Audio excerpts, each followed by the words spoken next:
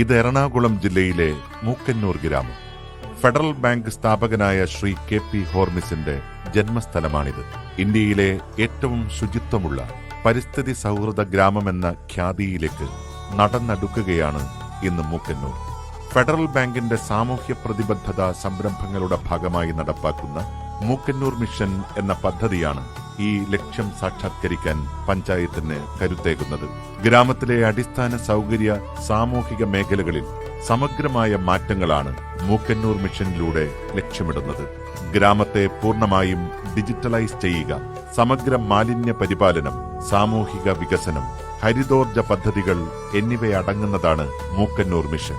ബാങ്കിന്റെ സ്ഥാപകനായ Shri KP ഹോർമിസിന്റെ 106ാമത് ജന്മദിനത്തോടനുബന്ധിച്ച് 2023 October 18 ബാങ്കിന്റെ MDയും CEOയുമായ ശ്യാം ശ്രീനിവാസനാണ് പദ്ധതിയുടെ ഉദ്ഘാടനം നിർവഹിച്ചത്. 3 ഘട്ടങ്ങളിലായി 3 വർഷം കൊണ്ട് പൂർത്തീകരിക്കുന്ന രീതിയിലാണ് പദ്ധതി വിഭാവനം ചെയ്തിരിക്കുന്നത്.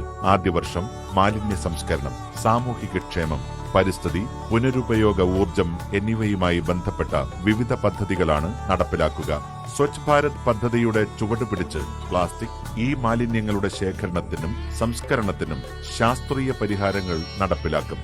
ഇതിന്റെ ഭാഗമായി എല്ലാ വീടുകളിലും ബയോ ബിന്നുകളും പുനരുപയോഗത്തിന് ഉതകുന്ന ഷോപ്പിംഗ് ബാഗുകളും നൽകുന്നതും പുരോഗമിക്കുന്നു. 3500 രൂപയോളം വില വരുന്ന ബയോ ബിന്നാണ് എല്ലാ വീടുകൾക്കും പദ്ധതിയിലൂടെ സൗജന്യമായി നൽകുന്നത്.